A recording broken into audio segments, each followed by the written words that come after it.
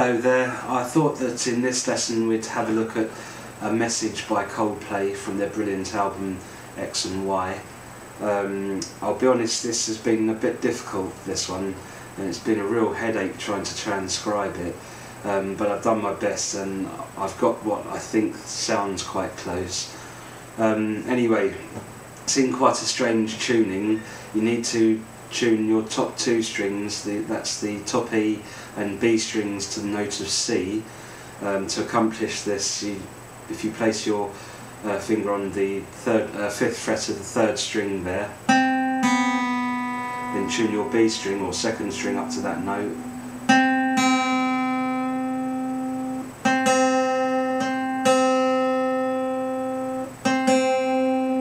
Should only be a half a step. Then the next thing is if you actually strike the B string and then tune your top E string all the way back.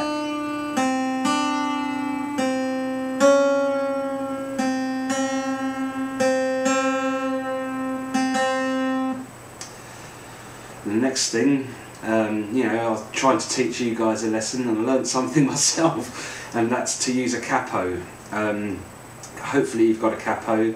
If not, they can be bought very cheaply, particularly on eBay, and you want to place the capo on the first fret there, and then we go into, we'll make a start on the verse. Most of the chords are predominantly bar chords, with the exception of the E minor chords, but they're not played as full bar chords, as you want to lift your first finger up so that the top two strings ring open constantly. Anyway, starting off then, the first chord is what is essentially a C minor, but obviously played up on the fourth fret because of the capo. Then it goes into E minor, then into G, then it's C minor, E minor, G, back to F, C minor, E minor, G, and then it extends on the G chords before then moving back to F, E minor, back up to G, F,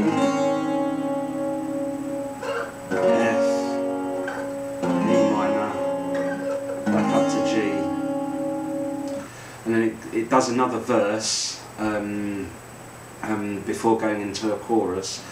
But the chorus, very simple, is predominantly a D power chords, but again, because of the capo, you're up on the 6th fret, which is just your first finger down on the 6th frets of the 5th string, and your ring and little fingers down on the 8th frets of the 4th and 3rd strings. Then back to C minor, into G, D, C minor, G, D, C minor, G, then back to F, E minor, and G.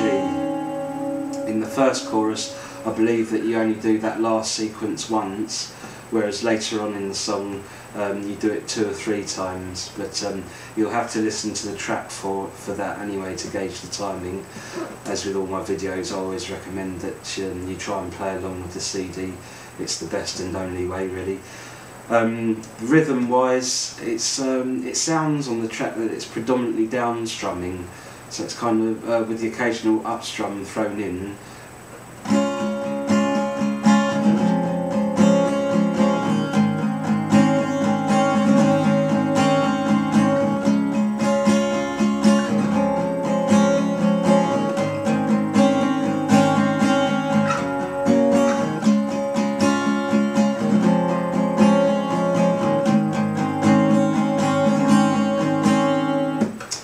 But I've actually taken to playing it just because it sounds a bit more efficient, or just it sounds a bit more proper.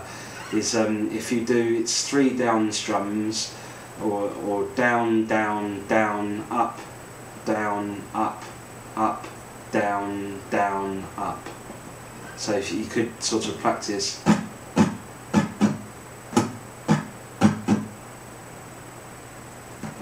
And you could actually do a mixture of the two. You could, as an intro, you could start off with the predominantly down strumming.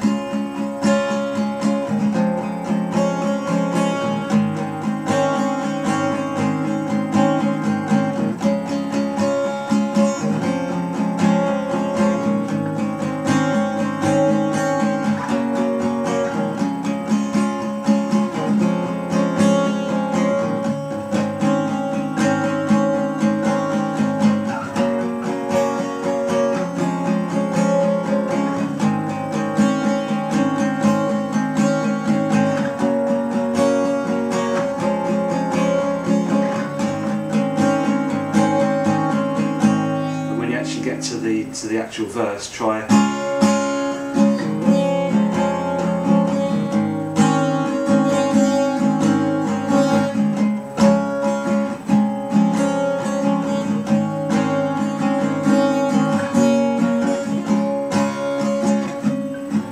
And so on, really, and just try a mixture of the two.